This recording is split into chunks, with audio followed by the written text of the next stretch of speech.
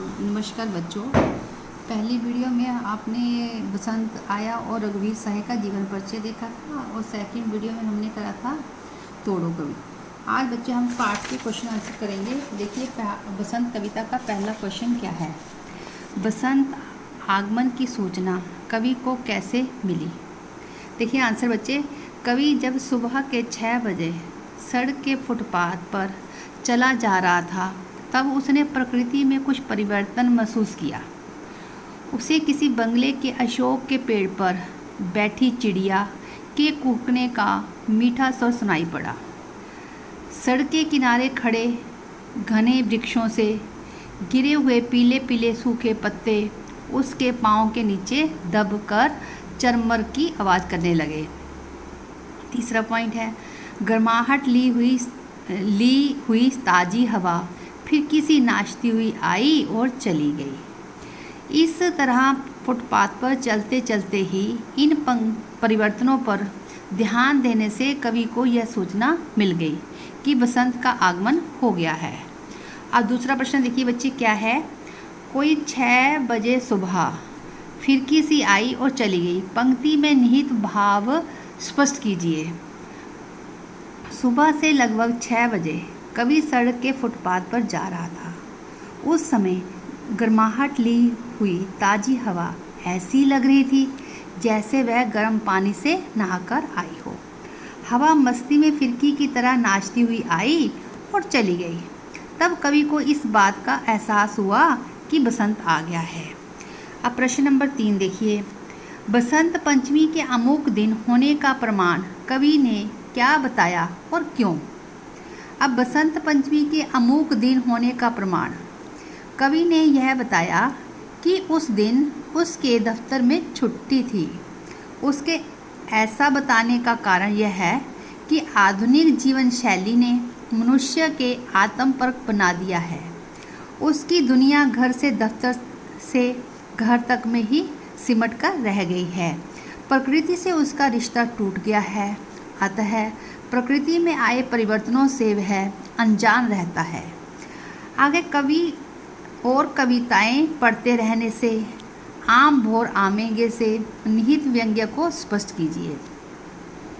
कवि ने कहा है कि कविताएं पढ़ते रहने से उसे यह पता था कि बसंत के आने पर पलाश के वन धधक धधक कर जल उठेंगे और आम के पेड़ पर मंजरियों से लद जाएंगे। इस कथन के माध्यम से कवि ने यह व्यंग्य किया है कि आज के मनुष्य को बसंत का प्रत्यक्ष अनुभव नहीं है।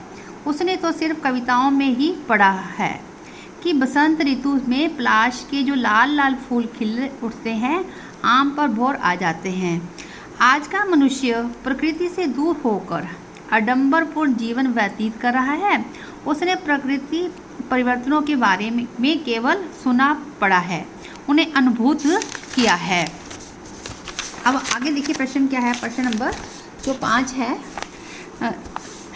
किन पंक्तियों से ज्ञात होता है कि आज मनुष्य जो प्रकृति का जो है सौंदर्य की अनुभूति से वंचित है। यह नहीं जाना कि आज नगण्य दिन जानो, जैसे मैंने जाना बसंत आया। ठीक है ना।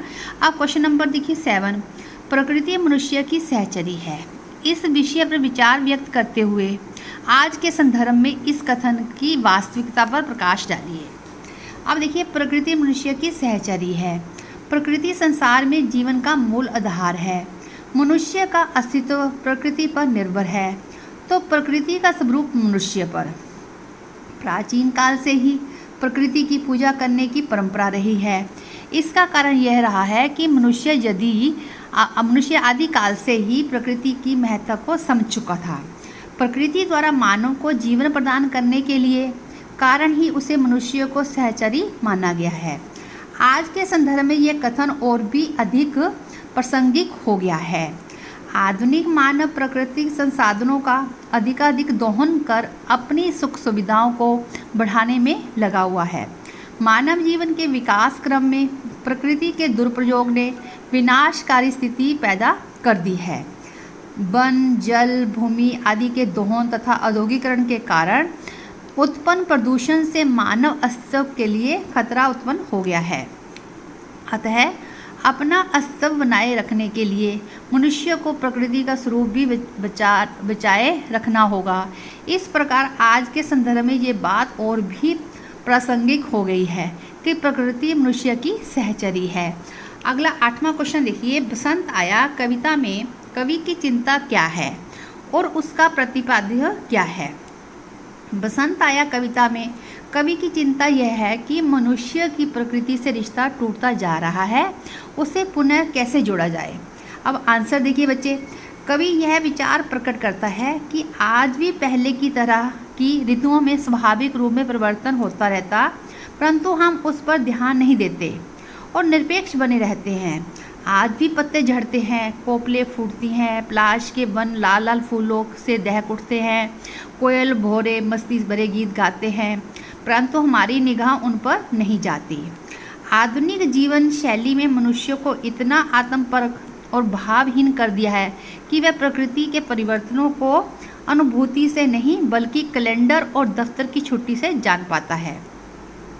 कवि इस बात के लिए चिंतित है कि मनुष्य का प्रकृति से रागात्मक संबंध समाप्त होता जा रहा है, जिसे पुनः स्थापित करना अत्यंत आवश्यक है। अब देखिए दूसरी कविता जो है तोड़ो। तोड़ो कविता में पहला क्वेश्चन था, पत्थर और चट्टान शब्द किसके प्रतीक है। पत्थर है जाति सांप्रदायिकता आदि संकीर्ण भावनाओं के प्रतीक है।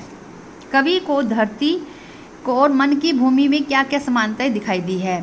धरती और मन की भूमिका में समानताएं। धरती और मन की भूमि दोनों ही सृजनात्मक शक्तियों से परिपूर्ण है। पत्थर और चट्टानें धरती के सृजन करने की प्रक्रिया को रोक देती है, जबकि मन की भूमि पर व्याप्त निरसता या अरुचि मन के सृजनात्मक कार्य को रोक देती है। बंजर या उत्सर हो जाने पर धरती अपने अंदर बीज का पोषण नहीं कर पाती। उसी प्रकार मन की भूमि भी चिड़ या झुंझलाहट के कारण भावों और विचारों का पोषण नहीं कर पाती।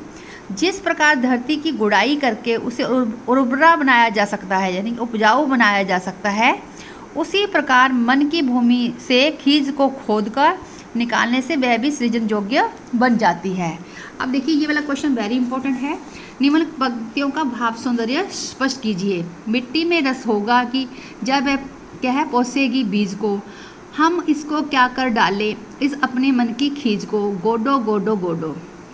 अब देखिए यहाँ कवि ने यह भाव स्पष्ट किया है, यानी कि भाव प्रकट किया है, जिस प्रकार मिट्टी में रस होने पर वह बीज का पोषण करती है, उसी प्रकार मन के द्वारा भी तभी सृजन कार्य संभव हो सकता है जब उसमें भाव रूपी रस धारा हो। खींच जानी झुंझलाहट को कवि ने सृजन में बाधक बताया है।